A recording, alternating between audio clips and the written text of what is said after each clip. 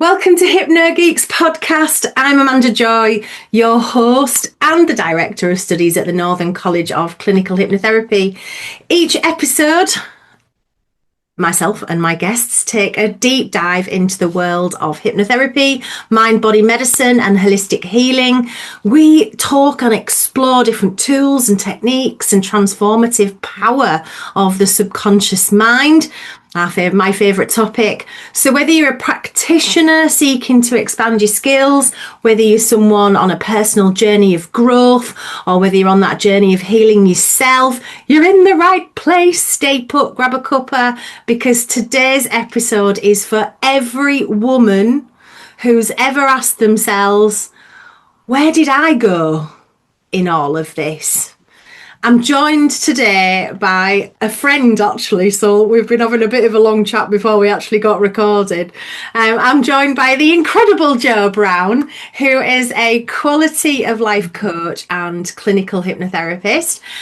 She's also a TARC EFT practitioner, which is like EFT and some. I'm going to get her to tell you a bit more about that in a bit, because it's really fantastic work that she does with that. And she's got over 2 decades of experience in the health and social care sector.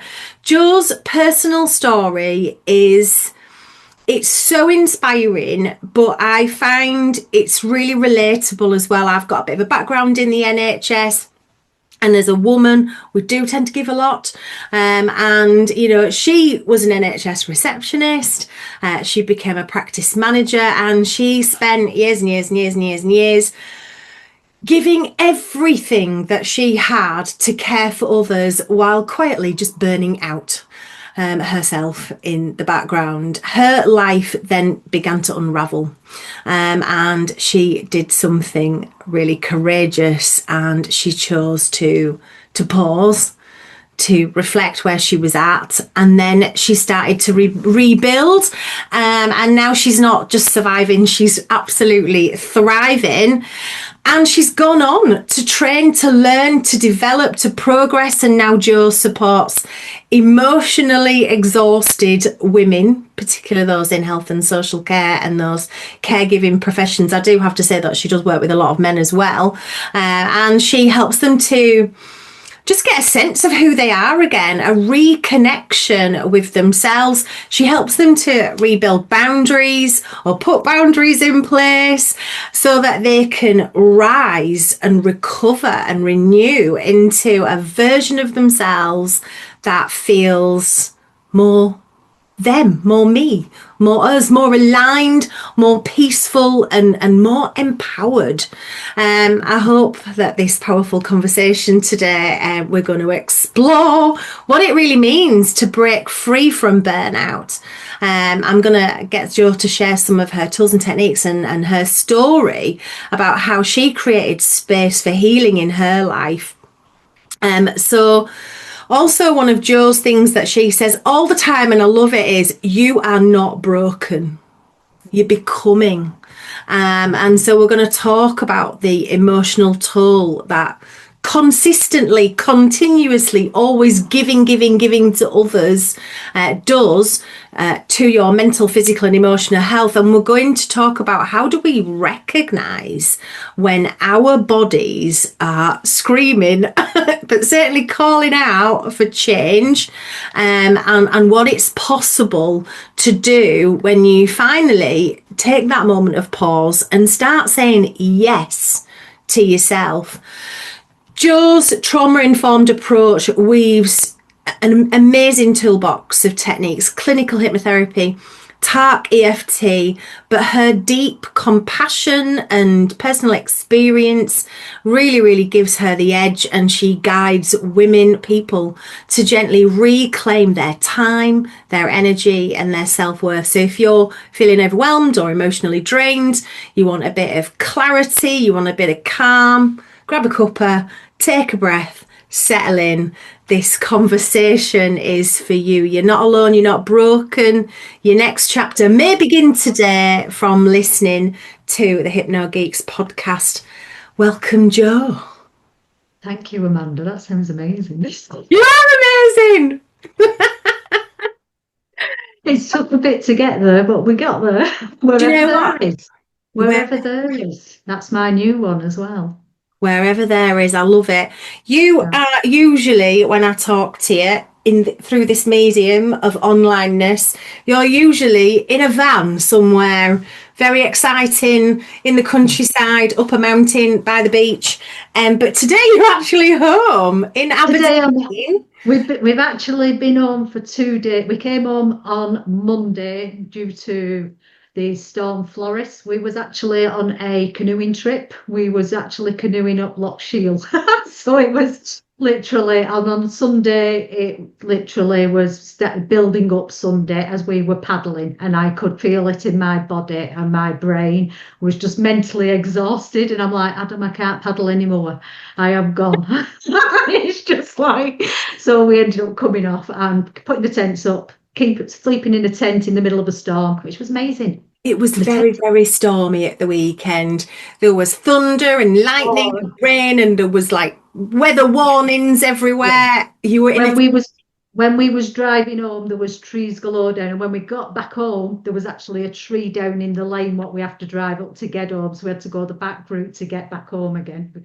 And yesterday we spent the day cutting branches off the tree so we could get a path to walk through where the tree had come down. So amazing. yeah, yeah. So but no, it's all good Little fun. digression, but your canoeing trip was a little bit of personal growth for you, wasn't it, recently? We It, spoke a little bit about how you've kind of had a fear, a big, massive fear, and this yeah. trip was really to face that fear and do some growth. Tell us a little bit about you breaking free from your chimp. Right. Yeah, well, it's an interesting one because for many, many, many, many, many, many years, I would run away from challenges. Okay.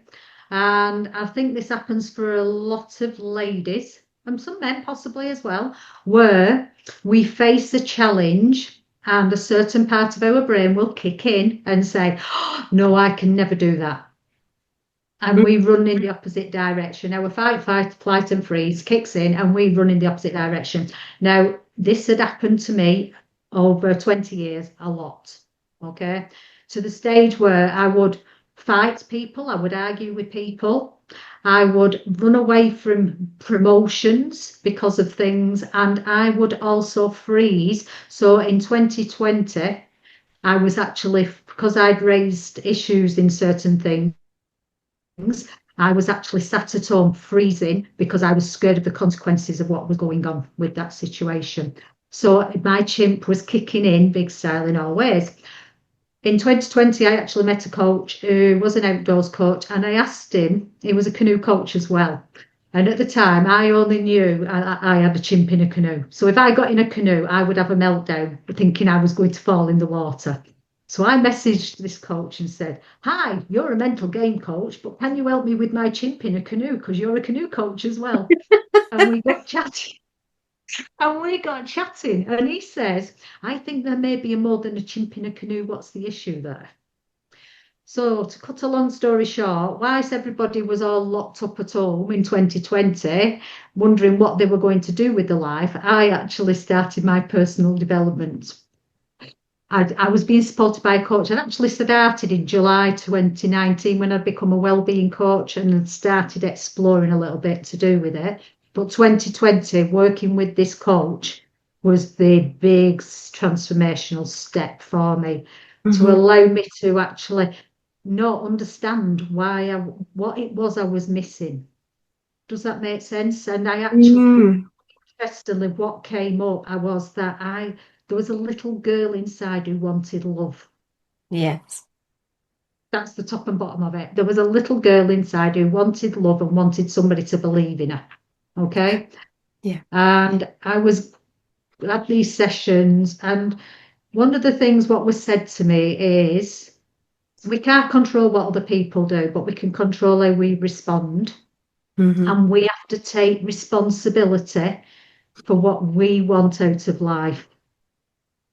Yeah. And, and if we take responsibility for what we want out of life by taking steps, we are able to fulfill our own life with what we want. Amazing. Yep. And that was a big step. That was a big movement for me. It was like, Giant because leap. yeah, because had been doing for a long time was doing lots and lots of things. I was volunteering. I was a volunteer athletics coach, which was supposed to be 2 hours a week, okay, coaching the kids. I ended up giving about 20 hours a week because I've become a team manager for three different, the regional, I was the counties, and I was also the team managers for the under 11s and going around doing different things, cross country, track and field, you name it. So I Hmm. was filling my time up. But the reason I was filling my time up was because I was frightened of the emotions what were coming up every time I stopped. All right. So on at points of rest or at points of pause, the feelings that were coming up were really sort of negative and overwhelming. Yeah. So you were And like, get busy, get busy, get busy, busy, busy, yeah, busy, volunteering, helping people's lives, doing all sorts absolutely. of amazing things, helping, Yeah. helping, helping kids. But wanting somebody to recognise that I needed the same help as what I was giving. Yeah. And that, and I would look at people and say, why are they happy but I'm not? Why are they so happy and why am I not happy? And I would be questioning it, and it was like, and I can remember that I literally once I was sat in my bedroom and I was like, my friend was saying, meditate. Well, and I sat still. As soon as it started coming up, I could feel the tears coming, and I'd run and find something else to do because I was too Yeah. scared to think what was coming up. But in 2020, when I worked with the coach, I also was introduced to TARC EFT, which we talked about maybe becoming a practitioner. With the TARC EFT, that allowed me to deal with those emotions and clear the emotions which had actually been building up inside Bubbling me, up. bubbling Yeah. up. So what TARC did, it allowed me to work through different emotions. What I was realizing was that when I was 14, I remember saying to a teacher I didn't want to work in an office environment, so I wasn't taking typing. Okay. I wanted to do Not something. taking typing. I'm not typing. I'm not, I'm not a female. I'm not being pushed into that box of that office worker because I don't want to work in an office. I was brought, No. I was brought up on a farm. I love the outdoors. I wanted Yeah. to be outdoors. I was sporty, yeah.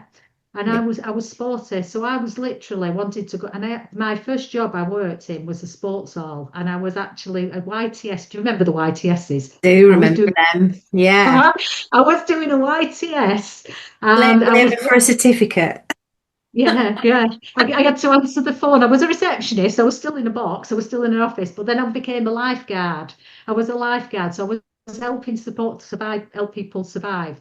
I'm not sure that's where my fear of water came from because at 16 I'm being Maybe. told about the dangers of water. But I had actually seen something prior to that on a school trip. Which school trips, I always went for the outdoor school trips, like going doing canoeing, going hiking and things like that. So that was me, Yeah. I could always be found in a field somewhere. But getting back to this line of work, I ended up going to college. I Yeah. ended up losing I ended up losing the lifeguard job because I had epilepsy and I couldn't and I had a fit in the December and I wasn't able to be kept on as the job for a lifeguard because they couldn't guarantee that I wouldn't have another fit. Right. So I lost my job. Then I went to college to do lots of different sports. So I was doing self-defense, martial arts, I was doing squash, table tennis. It was quite funny. I was playing table tennis with David the other week. I'm like, oh, I feel like I'm 17 again here. David's the partner. Sorry, David's my partner. That's another story. So We'll I get was to playing, that. I was playing table tennis, and it was like I'd never, I'd never not played it. It was like I was winning in my head. I was counting all the points. I weren't counting points for him, I was counting for me, and I said, I won. But yeah, so I was always wanting to do sport. And I remember for the martial arts, I went and helped a judo coach do a self-defense class. And this was, I think I might have been 16 going on 17 at this stage. 17 going, yeah, between 16 and a half, 17 and a half. And I remember saying to this judo instructor, I love coaching women confidence. Yeah. and building women's confidence. And that's at 16 and a half, 17 and a half. I was doing that.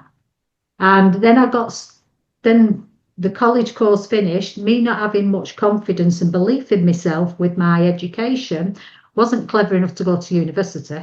I was more of a practical person. My mum encouraged me to go for a stopgap job, which was a doctor's receptionist. Okay. I wondered how you ended up in an office. Yeah. Yeah, we had friends who were GPs, and we didn't know at the time, but I actually applied for the job, and it was the GP who was our friend. It was his surgery, and he was my GP. And because I don't know whether there was a little bit of guilt, he'd had to write the letter to say I'd never have another fit. But I ended up with working in his surgery Right. for 22 years, I think it was. I did 22 years in surgery. People say, well, why did you put up with it if you hated it? Because I was too scared to do anything else. Because I took on the job, and then within 6 months, I'd met my ex-husband. And I was literally in a relationship. We had a mortgage because we started going down the lines of getting married. We had a house mortgage, and then we started having children. We had 2 boys. So to me, I couldn't get out of that because I was frightened of not earning money. Yeah. And we get Fear of not earning money, fear of not doing what you've been told, fear of stepping up, fear of speaking out, fear held you in held me. this job that you never wanted, in a place that you never wanted to be. Now, recently, you've been facing a fear, and it's this that I wanted to find out more about. You said to me before the call, you were talking about your chimp and you needed to break the fear chimp that's in the canoe. Tell me what you mean by the chimp, because for people who don't know, the chimp. People who don't know, in 2008, my life was starting to fall apart in 2008, literally. I was literally ready for walking out on my husband. Okay. And I was still in this job, which I'd stood in for 20 odd years, but my husband, I'd actually walking out on my husband because I couldn't take any more. Being an athletics coach, I was invited to a seminar, and this seminar was a guy who worked for Professor Steve Peters. Now, Professor Steve Peters is a clinical psychiatrist. I think that's his title. He's a clinical psychiatrist, and he worked at Broadmoor Hospital with all the really dangerous people. And he's developed a thing called the chimp management. That's his business, but the book's called The Chimp Paradox. Okay.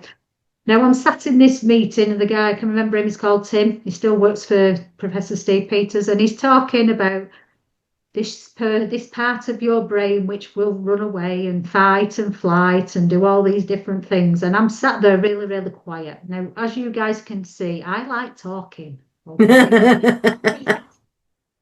But I was actually sat there really quiet, and one of the coaches turned round and said, Joanne, are you okay?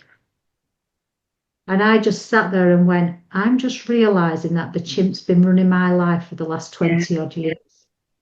Now, that was 2008.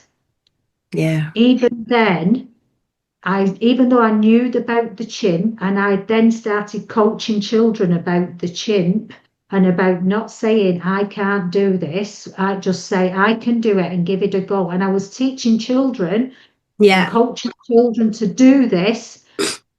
Ironically, I was still living this life that I can't do it, but I'm teaching children not to do that, if that makes sense, because I wanted them to learn from my mistakes. In 2020, when I met Adam, this was the start of where I wanted to go to break this chimp, because this fear of stepping outside our comfort zone, and what's happening within our society is we don't challenge ourselves enough to face that fear, if that makes sense. We don't like to feel that uncomfortable feeling. So when that uncomfortable feeling comes up, we run away from it. Mm-hmm. And this is what happens with a lot of, and like I said, there's no judgment to anybody, because I did this for a long, long time. So what I've become aware of is that actually, if I challenge myself, I will grow that little bit more. Okay, so I emotionally, I will be able to take on bigger challenges. So in 2020, when I met Adam and then I started doing my TARC EFT, I was still working through things. I still wasn't pushing myself out there. But in 2021, I watched somebody die from motor neuron disease. I supported her to her death by using the TARC EFT. And we did the TARC EFT, and she was able to deal with certain parts of her life before she passed away. But I saw her on the Friday. I did a session with her on the Friday, and I never saw her again because she died by the Tuesday. But I know, but a partner, a widow, said to me that you'll never know what you did for her. Oh. He said he said you nearly saw all of her, you nearly saw the diamond she was, but you'll never understand what you actually did for her. But watching her die, because she was only a few years older than me, and I'm thinking, Joe, wake up, wake up. Now the picture behind me, you can see me with a big rucksack. Okay. Yeah, I can, yeah. You can see me with a big rucksack. Well, that is the Pennine Way. And I actually put that off for 14 years thinking I needed a man and I wasn't fit enough. Okay. So, yeah, because that belief was there that I can't do The fear this. chimp that I The can't fear do chimp. this. I Yeah. can't do this. I need a man to help me.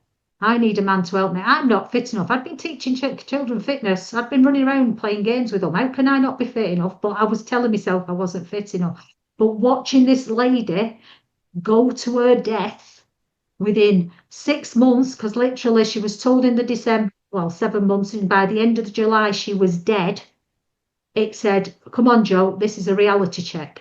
You've got to take steps. I think Now, so many of us go through similar things at this stage of life as well, because you get to the age where your kids are leaving home and you're surplus to requirement as a full-time carer in the home quite often. Yeah. And then, your parents might not be well, they're dying, friends, get illnesses more now. And it can often be that there's some things happened and you're having that, like for you, a light bulb moment, a wake up call, and you go, something's not right and I need to make a change now. And that death for you was really quite that moment for you. As you're talking about that, though, I had another one in 2008. So in 2008, I'd actually gone to one of the diabetic specialist nurses. Her daughter died at the age of 18. Awesome. And I remember going to her funeral and looking at the coffin and thinking, 18. And at that stage, I'd been married 18 years. And I was like, what have I done with my life? Okay, I brought children up, but I was actually working in that job of 20 odd years, which I felt trapped in. And literally, that was my wake up. Now, interestingly, when I did leave my husband, God bless him, we're still friends and everything, but it was a breakdown I had.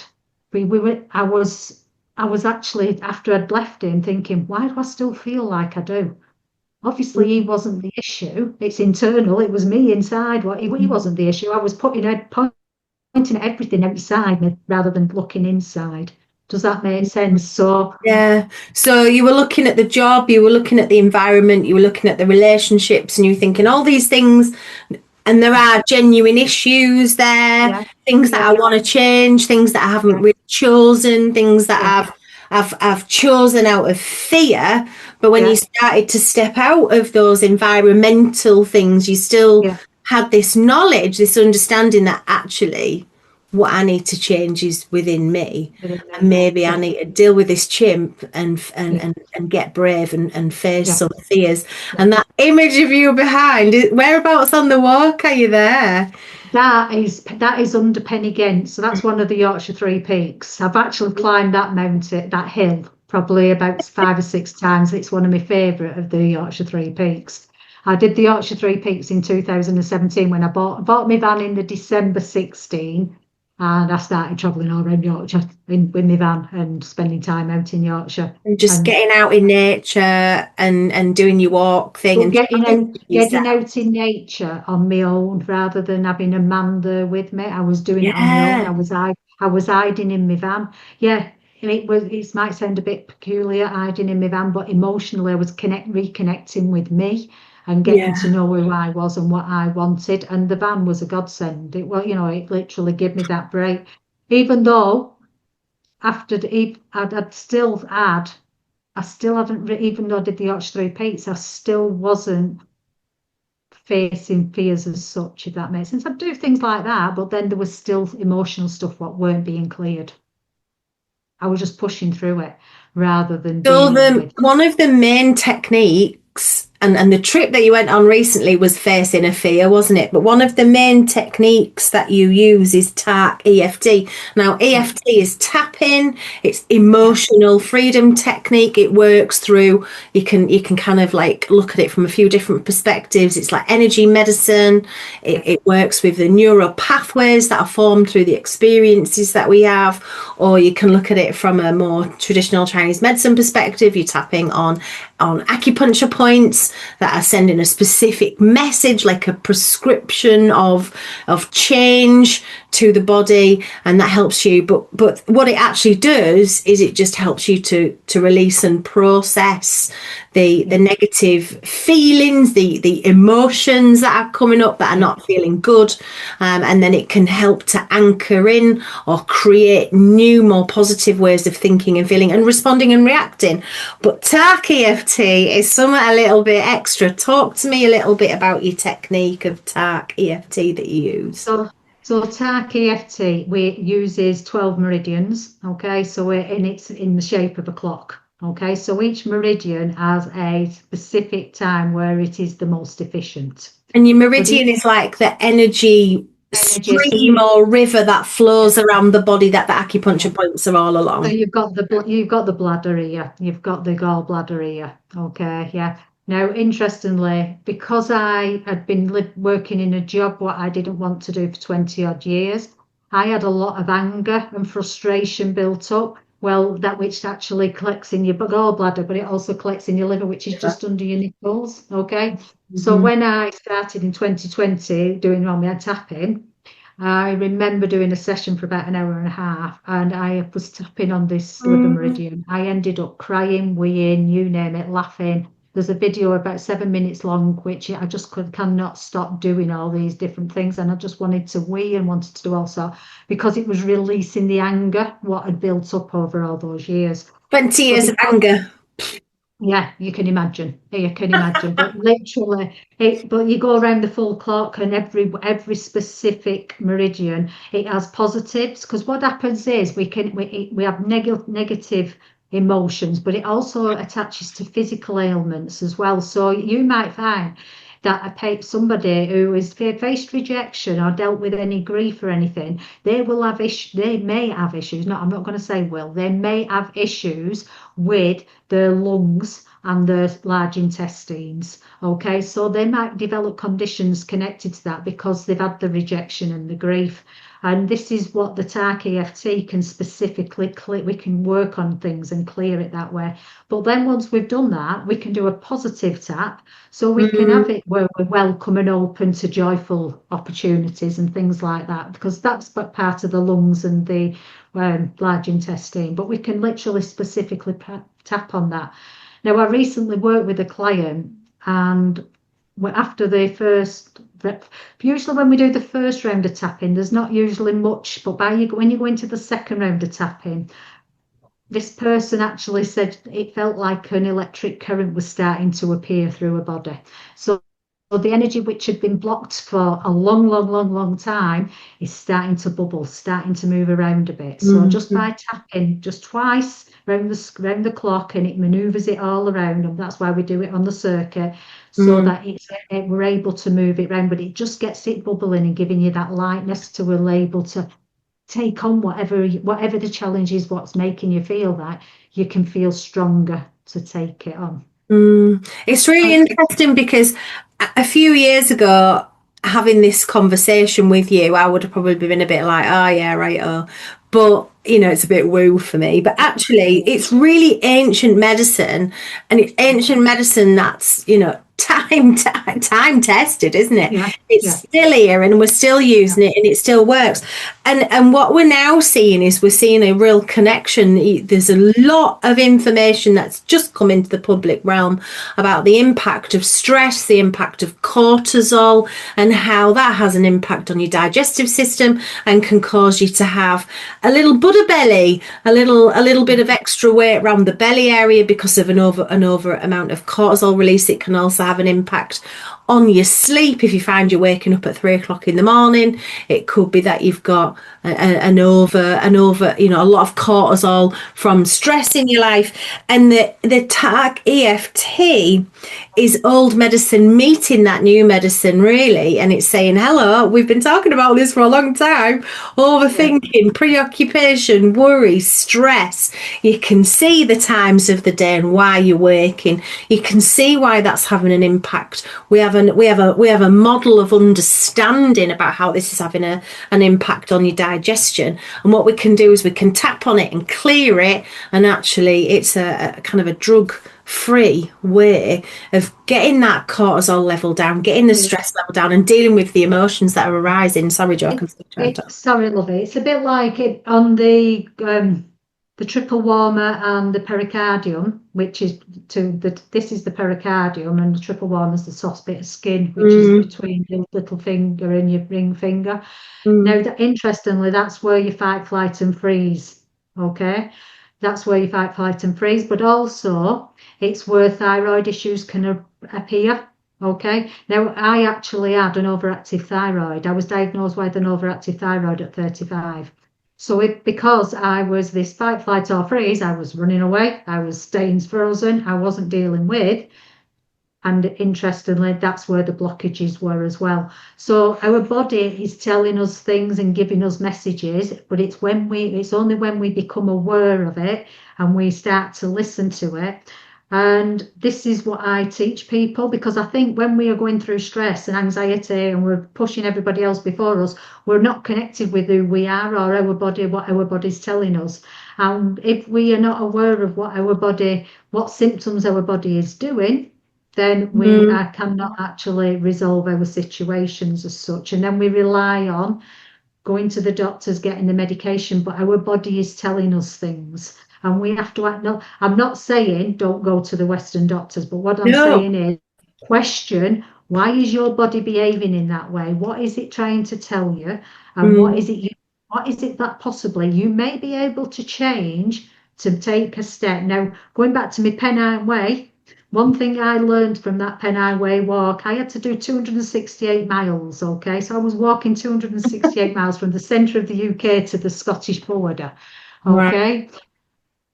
When I came down the hill to Kirk Yetholm, I am in floods of tears because I've achieved something which I'd put off for 14 years. I am literally, and I'm thinking to myself, what is it I've learned from this? The thing that got me through that walk was literally left, right, left, right, left, right, making sure I got into a rhythm with my sticks and my feet so that I was focusing literally on two things, or four things, my poles and my feet. So left, right, but left, right's two things. But that's what I was doing to get through. If I'd have thought about the big journey in front of me, I probably would. When initially there was two of us started, but my friend had to drop out because she had a blister on her foot. I could have phoned my parents. Now, when I said blister, it was ginormous. It was horrible, and there was no way she was going to carry on.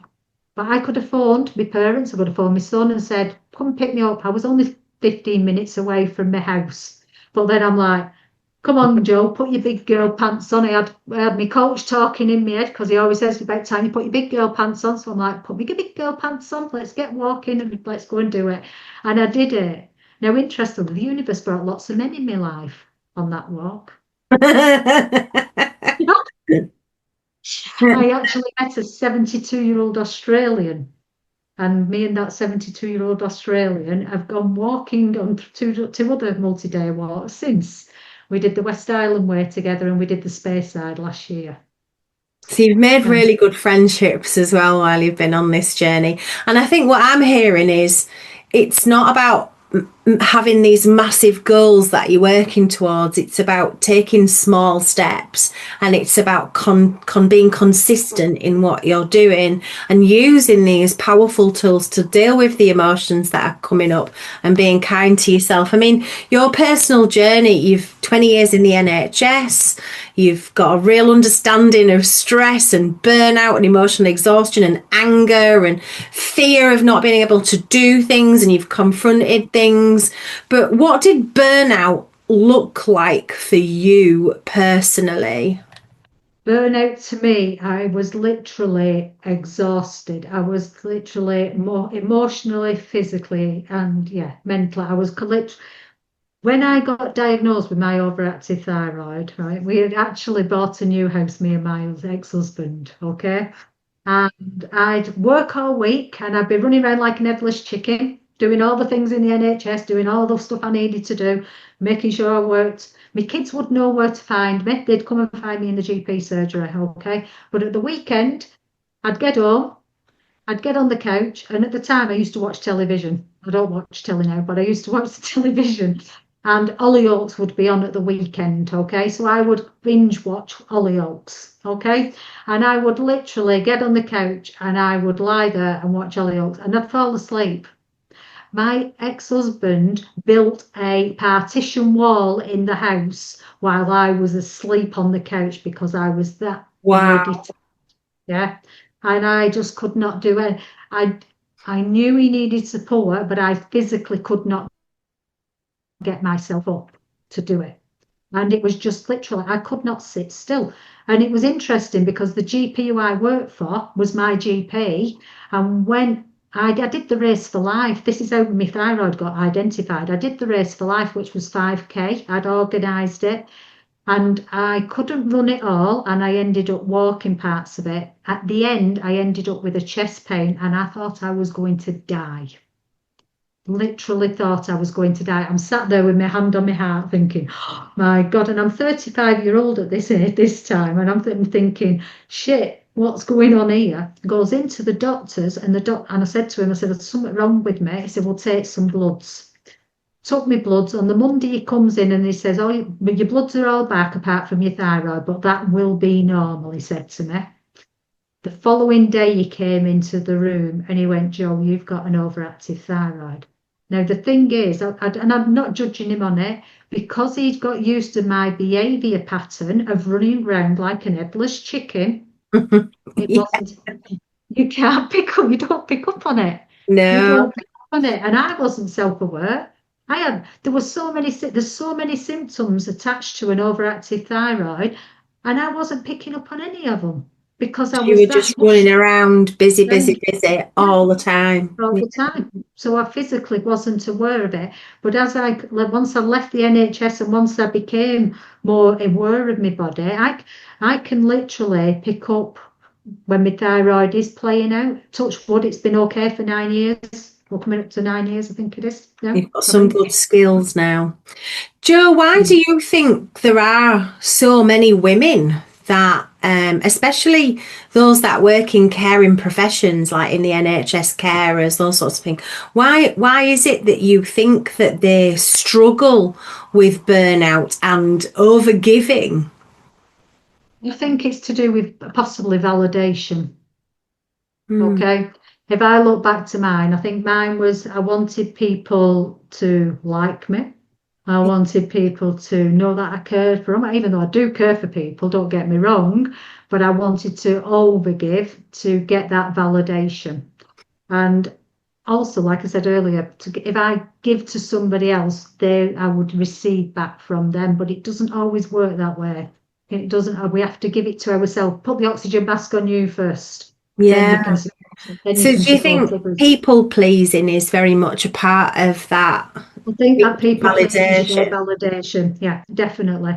And I think you are literally when you're pleasing people so that they will recognize you. It's like if I go back to the athletics, I wanted to be recognized as being that good person who would step in and help and everything. But there were two parts to that because actually, if I keep myself busy, I don't have to deal with my emotions. But actually, I also want to be known as the nice person who will help out and do anything, because then other people will see me for doing it, if that It makes was sense. like a need to be seen, a need for validation, and a desire to be loved, to be seen, to be heard. Yeah. But there was some Yeah. limiting beliefs there about this is the way that I must be. You Um, have to give to get love. That's right. one of the things. You have to give to get the love. So If that was a you belief that you had to unlearn. I had to definitely unlearn. I had to learn to give the love to myself so that I didn't really need to get it from other people. I have to give it to myself. Okay. So I had to learn to love myself, give it to myself. Once I was able to do that, and I'm not saying it happens all the time, because it doesn't, because there are still parts of me I don't believe we don't stop working on ourselves till we're actually in a box. We have to be working on things, because things will always come up and get triggered, and you think, oh, where's this come from? And you just have to work through it and work on your way You've with it. also learned that you haven't reached the top of the mountain ever. We're always just walking that walk, and That walk, we're and it's that one always step. we're always learning. So you've unlearned a lot of things that are unhelpful, but Yeah, you've learned to take one step at a time. You've yeah, learned that loving yourself first is really important. yeah, You've yeah, learned to just keep going. You've learned ways to manage your emotions. And you've learned that these things like people pleasing actually contribute to emotional exhaustion. yeah, definitely. What are some of the early warning signs that people need to, particularly women, maybe need to watch out for or look out for that are often overlooked? You were saying a lot of your like thyroid stuff was overlooked, but burnout is often overlooked, isn't it? What do we think? What do you think is overlooked because we're I think we all, normalizing it I think we almost? always say, I think one of the things is we haven't said, we haven't got time to do that. We haven't got time to do that because we're that busy filling ourselves up with things Mm, that I would be questioning. If you say you haven't got time to do something, then maybe you need to do something for wow. yourself.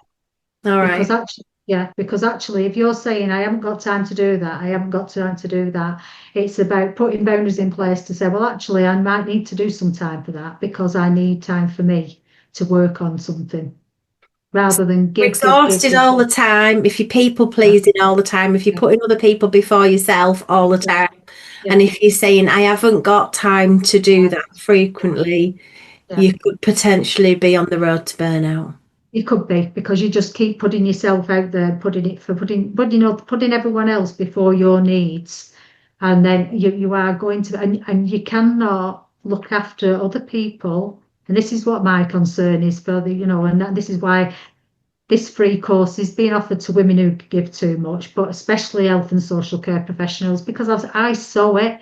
Obviously, I saw the consequences of stress from the patients coming in, because it's not just the consequences of stress, that if you've got stress and anxiety, then you've got a possibility that you're going to end up with an autoimmune disease of one way or Yeah, another. yeah, yeah. And you are then going to end up on the conveyor belt of heart disease and all that conveyor belt. You'd start off with one thing and it would build up. And before one medication, two medications, before you knew it, there was a list of as long as your arm when they didn't deal with the under the root What's going cause. on at the root of it all.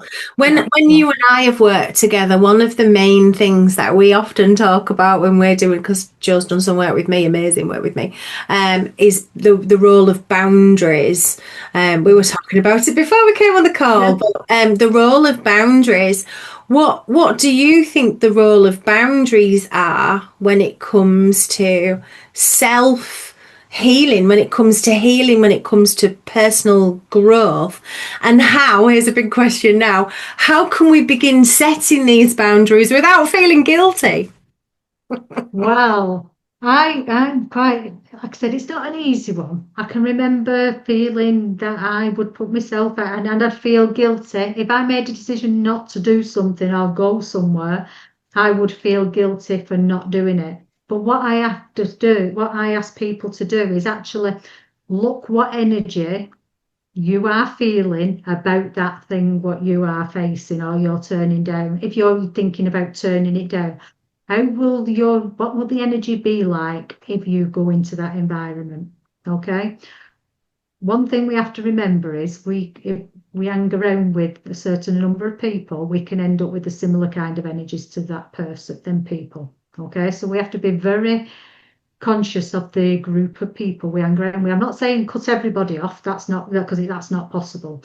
But what it is, it's about finding that time for you to find your tribe of people who have got the right type of energy, so that at least a few times a week you can have that connection with them to allow you to feel connected to yourself. And it can be going out into Yeah, I it know a can lot of be the work that you do, Joe, is about bringing people together to create a tribe.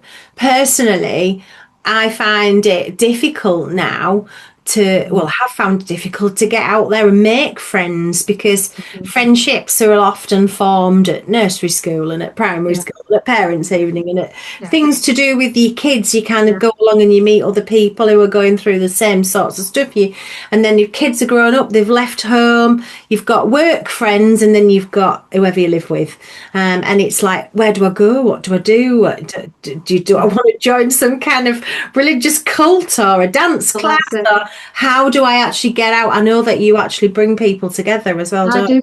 I do. I organise monthly groups. I'm actually obviously I've moved up to Aberdeen. I'm recently moved up to Aberdeen in December. But I've talked. I'm in at the minute. I've got a process going through my head that I'm going to start a monthly session here for women who give too much to be able to get that connection, because sometimes we haven't got that time. We haven't got that place to go. My tribe came about because of my TARC EFT. I have a really good network of people. Went in 2020, like I said, I was networking with people in South Africa. I was networking with people in America. I was networking with people in the UK of different, and we were doing our training. So I now actually have a call on a Monday morning with a group of therapists, and we actually get together as an accountability call just to support each other, but we know that we've got each other's back and we're there to support each other, to move each other forward, if that makes sense. We've also got the one with you guys on a Friday evening. So I have Monday morning with these guys. I have Friday at 5 o'clock, and then I come on your call at 6 o'clock, and we have another connection. So it's having those right type of connections, knowing that at least 2 or 3 times a week I've got that high vibrational connectivity. So if you? something goes wrong in the week, I know I've got a strong network of people who I can reach out to, because I've got other therapists who I can just connect to and say I could just do with a bit of support because someone's just not feeling quite right at the minute. And So that's what I'm one of hearing the is you've found your tribe. These are people who are interested in the same things as you, working in the same areas of you, have the love for, and you're networking.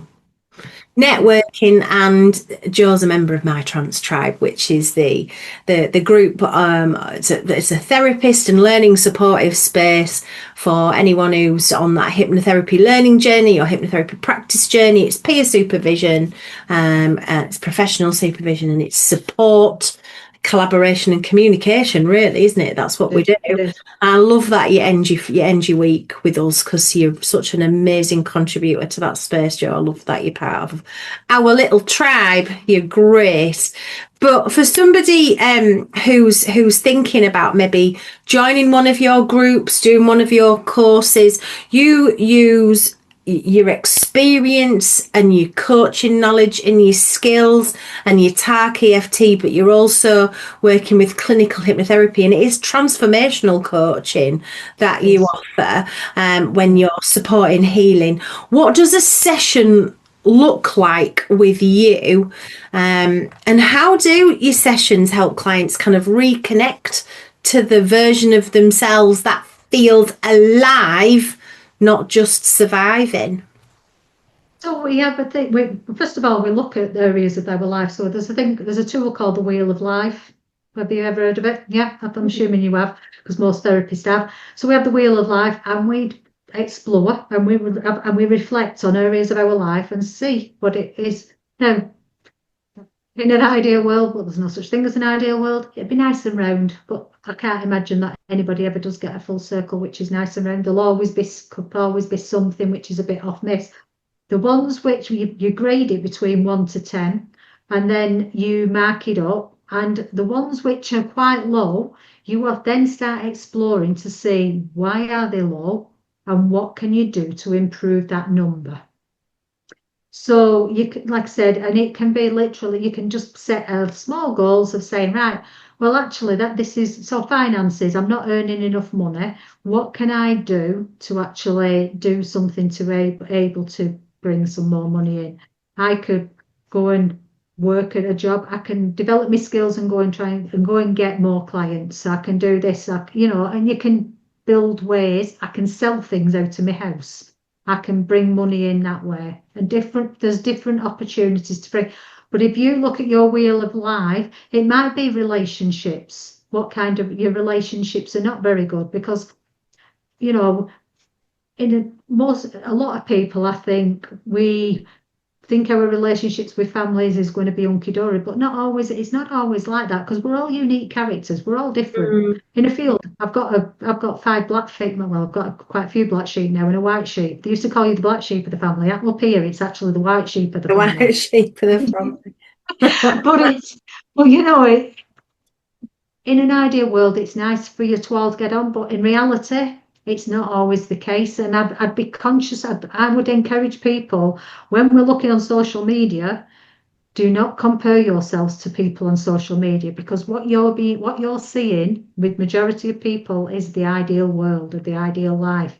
But actually, if you look behind the scenes or you saw behind the scenes, you may see something completely different. So I totally agree. It's a dodgy space, isn't it? It's all a bit fantasy, but you look at this wheel of life. The wheel of life and see what they want to achieve from it. Okay. And just have a look at all the areas, like how is this bit of your life doing? How is that bit of your life doing? And then once you've established those sort of goals, how do you use hypnotherapy and coaching and TARC EFT to make that happen? First of all, we'd be looking up to exploring talking about the burnout and the compassion fatigue. So just to make them very aware of what things like. I don't know about you. Do you like ironing, Amanda? No, I don't do it. I don't buy anything that looks like it needs ironing now. No. So many, many years ago, I used to get up at 6:30 in the morning to do the ironing because you know what? There's therapy for that, Jo. There's therapy. So it was one of those beliefs I had that I had to do ironing. I had to iron everything. Some people love it. It's not for me. No, that's it. There are some people if it's therapeutic for them, but actually, I would rather be doing other things than actually spending time. I'd rather be doing anything else. Yeah. But it's actually highlighting these behaviours so that people will do these behaviours and these beliefs and they will. Do you love it? Is it important? Yeah. What how does it make you feel when you think about doing the ironing? How does it make you feel? Does it make you feel all excited because you've got this iron thing in and you're going to straighten your knickers and you're going to straighten your bedding or anything? Or does it make you think, what the freaking hell am I doing this for? If you're thinking, what the hell am I doing this for? Then think about what else you want to do instead of that. Yeah. So that's just something simple. That's one simple thing, but I had to go work through. Then becoming aware of those. It's looking at lifestyle as well. You're like, what are you doing with your day, morning, afternoon, evening? How are you nurturing yourself with food? How are you nurturing yourself with time? With activities? What are you doing that is that loving? Are you saying I haven't got time, but then sitting all afternoon watching the Hollyoaks? Because that's what I was doing. I haven't got time to do that. Even though we're doing all this other stuff, I haven't got time to do that. But I'd sit all afternoon. Exhausted. Because I was exhausted. But actually, once I started putting those boundaries in place and saying, no, I'm not doing this anymore, and I'm not doing that, I'm actually a little bit tired, believe it or not, at the minute. But that's because I've just done a 4-day. Got back from a 4-day canoeing trip. Yeah. You faced your fears of water. Amazing. Yes, that's the one. But then we also look at them beliefs and we look into boundary setting about being able to say no without feeling guilty, and we can work through why they're feeling guilty and what beliefs are underneath that guilt. Because we are learned that we have to give to get that recognition and to get that validation and that love. But actually, when we do the hypnotherapy, we can then go and connect with our little girl or our little person and give that little person what that little person really wants, ourself, so then we don't have to go and explore for getting it from other people. So you're supporting people at crossroads, you're helping them kind of grow, shift, helping them meet needs that perhaps weren't met, breaking down limiting ideas, fears that are stopping you from doing stuff, helping you get out, network, create a tribe of support around you. And I know that you also recommend lots of daily practices and recommendations as well. What's one transformational story from your work, from the people that you've worked with, that has like really stayed with you? Maybe a moment that reminds you why you do what you do. Okay, right.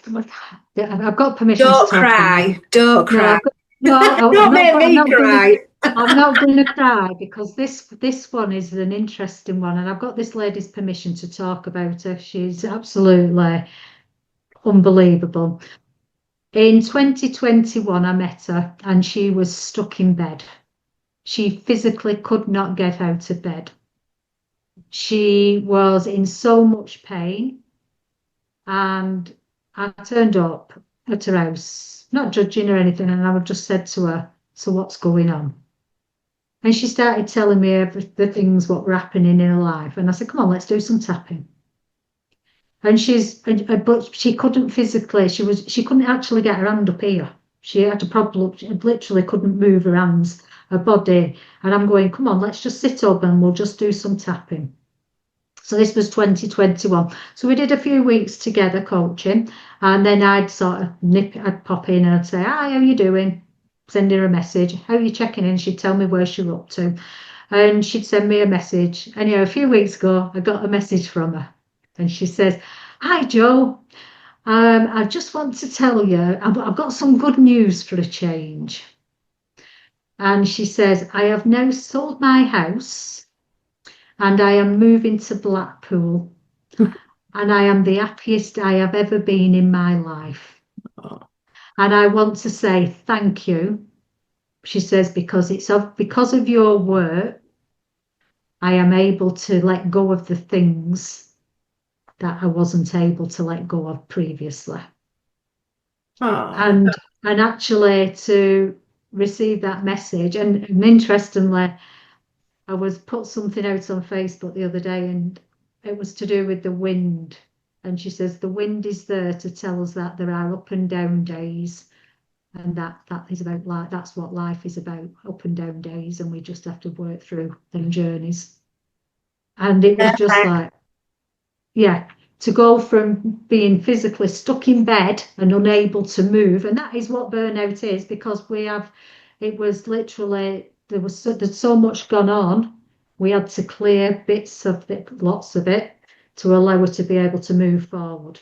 And that's what we've actually been able to do. So is why I do the work I do, because I can't. That's just one. I've got lots. Do you know what I mean? I've seen you. I've known you for a while now, and I've seen you move or support women move from deep spaces of self-doubt, physical pain, emotional pain, stuck in fear, to where they feel completely emotionally depleted, to moving into confidence and clarity we've shared in our confidential space. And I know the power of the work that you do, and I love that metaphor of the wind reminding us of the ups and downs of life, because you do incorporate nature and retreats in your work. Why do you feel that nature is such a powerful element in healing? I mean, you're there out in it, you're facing the elements right there, but why is it that nature is so healing? Like I said before, I am a control freak, but actually we can't control nature.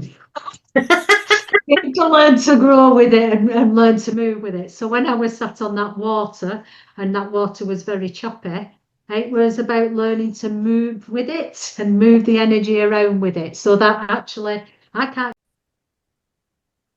And in classic Mercury retrograde style, there was a little technical hitch there and everything for us, but we're back.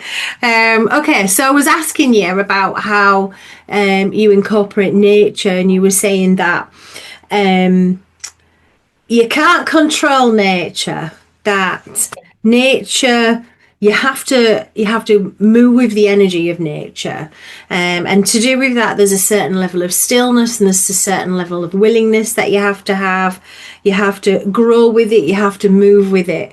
So for you personally, you were like, I'm a control freak and I like to control everything. I can't control nature, it's something I need to work with and embrace. But in doing that, it's really deeply healing for you. And you were talking to me about how you incorporate working with nature and how nature is such a powerful healing tool. And I think you were talking about sunlight and fresh air and I do like I said, yeah, I do different kinds of retreats for different kinds of nature things. So I run a retreat called She Rises, and She Rises is literally we will spend time becoming self-aware on the She Rises, but we go and we spend some time in the wood connecting with the trees, connecting with those leaves, taking in the scenery, but also connecting with our being and being artistic and creative, because we'd actually lose our creativity as we are burnt out and filling our time with everybody else. So it's like literally becoming one and actually connecting with those, because we're all connected, but we just lose that connection, if that makes yeah. sense. Taking that time. So we also have a sunrise walk as well on this one. So we go to the beach where we watch the sunrise and we get to see the seals playing in the sea. We get to ground ourselves with the sand and our feet in the sand and everything. So, which I think is there's nothing better. And we get to go to a stone circle as well, because I'm all about stone circles and the energies from stone circles. So that's my She Rises. But then I have another one where I challenge people called the Peak Challenge Point, which this is the start of it, a Peak Challenge Point, where we go to the Peak District and we go and challenge ourselves to abseil down a hill or a mountain cliff. And we go into a cave and we can go through a cave. And it's about seeing what we are capable of achieving, because we forgot how to deal with that uncomfortable behavior. Does that make that Yeah, uncomfortable? yeah, And once we learn how to deal with that uncomfortable feeling, things become easier to take the challenge, because you're actually saying, well, I've done this before. So if I've done that before, what can I actually achieve if I take that step again? So if I hadn't have done the mm, challenge yourself retreat, well, we call the challenge yourself, it's called the Peak Challenge Point now. But if we hadn't have done the Peak Challenge Point, I don't think I'd have had been as confident on the Pennine Way. Does that make sense? Because yeah, I was set a challenge to go through a small hole about that big. My wellies just about fitted through this hole. It was that small. And as I got through to the other side, I had to take a deep breath, because I'm thinking, oh my God, how am I going to get out of here? But I was out within seconds. I was out that quick. Adam couldn't take a picture and he made me do it again so he could get a picture of me. I think I've seen you crawling through that all. I think Oh, it's the whole let's challenge ourselves and see what we can do. And then when you come back to real life after being sort of, well, I don't know if that is real life, when you come back to your day-to-day life, you kind of go, do you know what? I can face anything. yeah. I can Well, do look, we call it type one and type two fun. Okay, right. it. So type Okay. one, yeah. So type one fun. This is what Adam tells me. Type one fun is the one where we go to the pictures or we watch a movie and we get connected with our friends, and that's type one fun. Okay. So the type two fun is the fun where you're thinking, oh my God, I can never do that. What, really? Am I going to really do that? Oh, I feel sick, the thoughts of doing that. But once you've done it, you actually think, oh my God, did I really manage to do that? How amazing. So when I actually go back to the canoeing trip at weekend, on the day when I was going to go and throw myself in the water, I had to literally pull a canoe out of the water, empty it, pull it across a canoe, flip it back over and then put it back into the water on my own. Okay. Now, Oh my anybody who goodness. knows me, I'm only 5'1". I'm not very big. Okay. And I'm having to pull this bolt over and do it. I did it and then I just burst into tears crying. Okay. Yeah. Because I'd actually, my imagination was like, oh no, I can't do that. But actually, once I'd done it, it was like, oh, and Adam's going, stand up and say, yes, I did it. Acknowledge that you did it, Joe, and take that, believe in yourself that you can do these things when you put your mind to it. And this is why I'm passionate about these events, what I do organise for the outdoors, because it actually shows you another level of what you're capable of. So when you come home with more confidence and more self-belief, but Yeah, that means you can really come home to yourself as well self, and be that's more it. you. Yeah, Love it. that's it. If Yeah. you could speak directly to a woman right now in this moment, someone who's listening who maybe feels a bit broken, they feel a bit lost, they're totally burnt out, what would you say to her? Take that step to make a call and reach out to somebody and just say, it's okay to feel that way.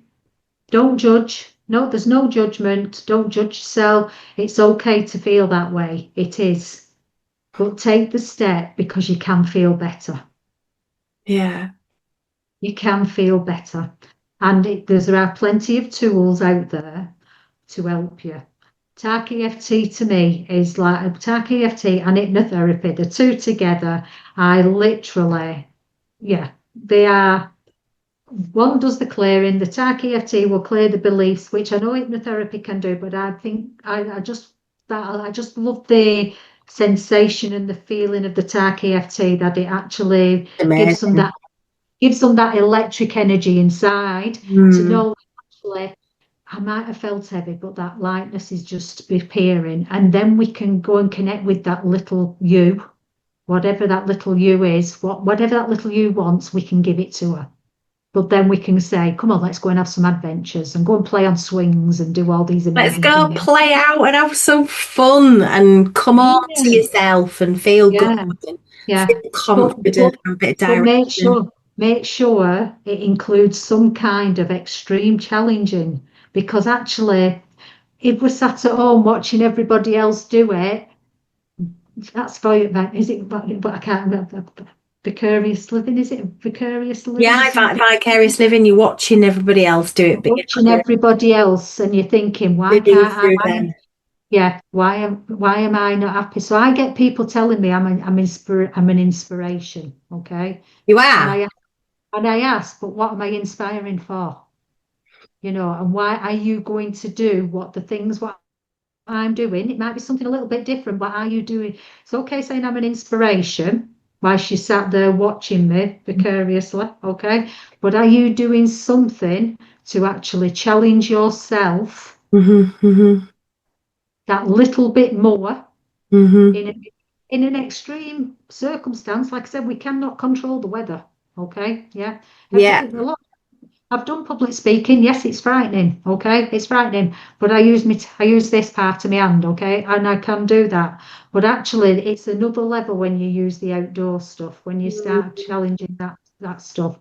And like I said, I do the sunrise walks. So I do that peace connection. But actually, there's the other side of it as well, which I want to encourage people to participate in. Amazing. It's your birthday on Monday, and you've got a birthday gift that you're actually giving to everyone else. You're offering a 4-week online course for women who give too much. Tell me about your course. So, as we discussed earlier, we've got this wheel of life, okay? Right. So you are going to be having 4 weeks course. Now, I know that women and people who are busy haven't got time for long videos. So these videos will be about between 5 and 10 minutes long, literally. And we will just talk about, and you will go and do the little bit. You're in a community. It's not going to be held on Facebook. It is going to be held within my website community to Yeah. allow it to be more personal. And you are going to learn about burnout and compassion fatigue in it. Okay. You will also become about self-awareness. You'll learn about the importance of self-awareness and be taught some tips on how to become self-aware and about what to listen for those beliefs. Because have you got weeds in your belief system, or have you got flowers which are growing? That's what we need to explore, okay? We need to Yeah. explore weeds, which there's okay, weeds are nice, they're just flowers we don't want there, okay, right? But actually, have we got blooming flowers like some sunflowers which are blooming and allowing us to grow? Mm. We also are going to be discussing about energy, about how our energy feels. So when I was going through burnout, I felt heavy, I felt really horrible, and like I'm really struggling to push myself forward. Or have you got light energy where you're thinking, I like the way I feel today. I like the way I like how I'm feeling. I'm feeling light. I'm feeling when I'm walking through nature and taking in the scenery. Obviously, being in Aberdeen, I have some amazing hills I can look at now and I can go and walk up them if I want to walk up them. But it's that lightness, what it makes me feel, if that makes sense. And then we're going to talk about assertive communication, learning to say no without feeling guilty. Okay. And also about multitasking Mm. because it's a myth. Mm. How do I So that join? How do I get on your course? how do I join? There's a link. There's a link. I'll send you the link. Send me the link. I'll put it underneath this video. So if you're watching now, you'll find it under the video. If you listen on the podcast, you'll find it on the link with the podcast. I'll make sure the link's there. Just click on the link. Yeah, click on the link. It starts on Monday morning. It's just it's videos, but you'll get a Q&A call on the Thursday where you can come on the call and have a call with me with a group of people. Oh, It'll be on brilliant. Zoom. You can ask questions. You can ask questions. If you're not able to attend the call, you can put questions in the group. I will answer the questions so you can watch the video after, because I'm very conscious that some people don't want to come on Zoom. They don't want to be seen because they feel they're embarrassed for putting yourself out there as if you're feeling that way. There's nothing wrong with it, but when we are going through it, we feel vulnerable to show that we feel that way. And Yeah. I completely relate. So you do not have to come on the Q&A call. You may benefit a little bit more from it, but actually, if you want a question answering, just put it in the group, to community group. I will answer them messages for you, those questions for you within the video, and you can watch the video at your own leisure. Amazing, Yeah, Jo. That's wonderful. Thank you for coming on Hypnogeeks. you're It's very been welcome. so good to have you on. I love you being part of the trans tribe. The work that you're doing is incredible, and I've learned so much from you today. So thank you for your time, and I'm sure everyone who's listened is going to get on that free course. And yeah, thanks for your time, Joan. All your love and Well, your energy and your guidance and your wisdom. thank you, my dear. You're very welcome. All right. Look forward to the next one. Take care, guys. Bye for now.